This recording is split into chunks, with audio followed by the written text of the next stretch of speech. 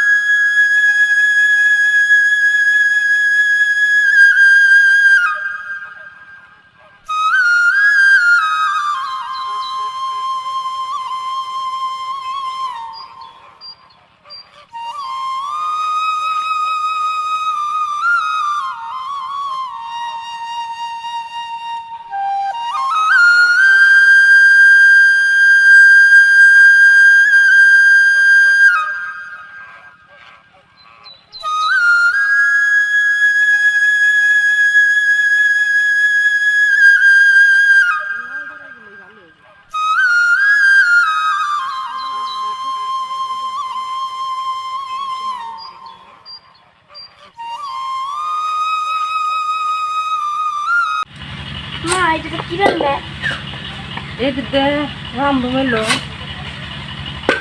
আমাকে দেশে তো এবারে কয় খরকে ডাকা তিল শস্য দিয়ে রামবা লাগবে। অন্য দেশে কি করে আমি তো এটা জানি না। এইভাবে কাইটে তিল শস্য আর মশলাপাতি যা যা আছে তেলে ফেলাই দিয়ে এটি ঘুমাই লাগবো। ঘুমাইলে সেদ্ধ হইব ভিতরে ওইটা খাইতে মজা। আমি তো এগুলো আমার বসে খাইছি, একদিন খাইছি, দেখি রান্না কিরকম লাগে।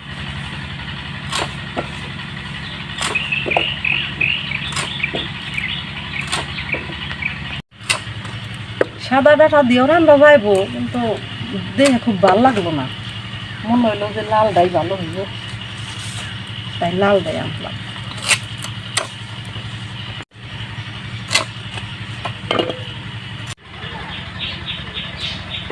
দিয়ে দিলাম তেল। তেলটা আমি খুব বেশি দিব না, ওই এখন দিম হলো তিল তিল আর সর্ষে বাটা। আমি সবগুলা ব্লেন্ডার করে রাখছি। এখন দিয়ে দিলাম পাঁচফোড়ন, দিয়ে দিলাম গরম মশলা,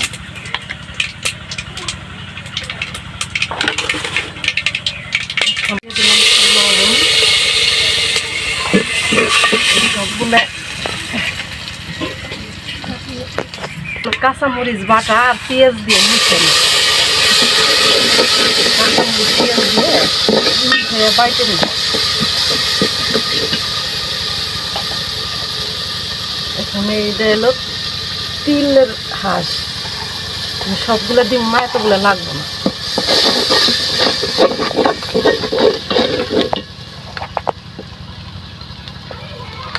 এটা হলো সর্ষে বাটা।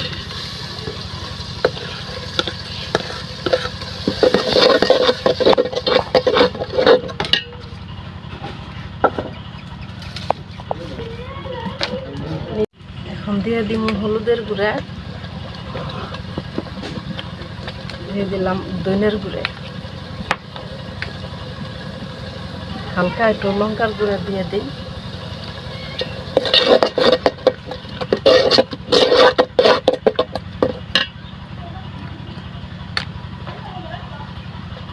একটু জিরে হাঁকি,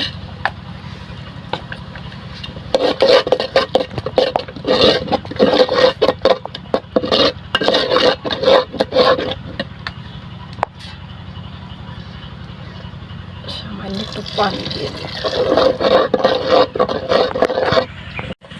এখন এই দাঁড়াগুলো দিয়ে দিব,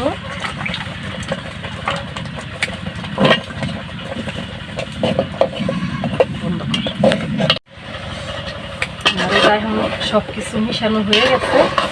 এখন দিয়ে দিব পানি, পানি দিয়ে তারপর ধীরে বারে জাল দিতে হইব, দিলে এই দাঁড়াটা সেদ্ধ হয়ে গেলে তখন নামাইতে হইব। মনে হইতেছে পানি আর একটু লাগবে।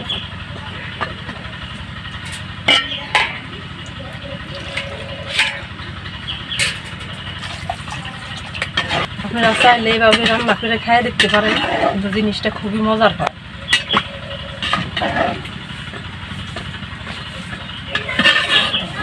পানি দেওয়া হয়ে গেছে, এখন এটা আমি ডাইকে দিব।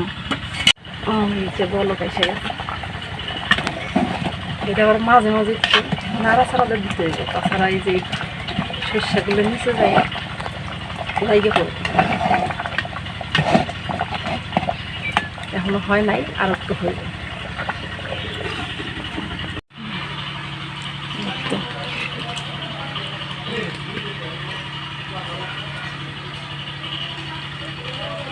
খুব সুন্দর হয়েছে, ঘিরানটাও বাড়িছে খুব সুন্দর।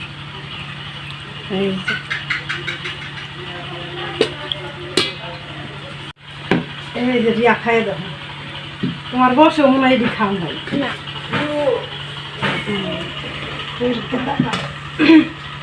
এটি দিয়ে ভাত মা খাই দিবে।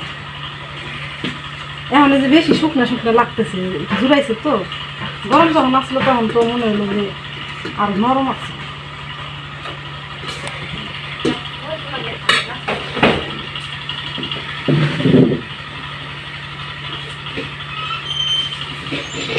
আগে ভাত মা খাই খেয়ে দিই।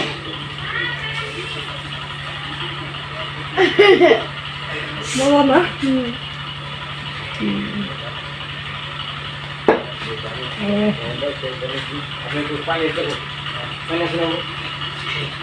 মজা হয়েছে তাই না?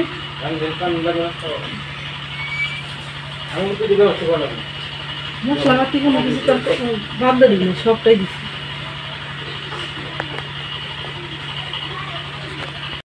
এই যে দাঁড়া খাওয়া লাগে এভাবে, খাওয়া ভালো না, আমি ছোটবেলা খাইছিলাম।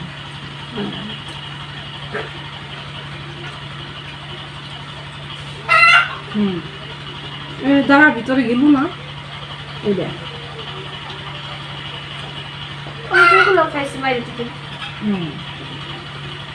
সাজনা খাও কেমবা, সাজনার মতো মনে করো, এটা সাজনা ভালো হয়েছে। ভিতরে লবণ গেল কেমবা।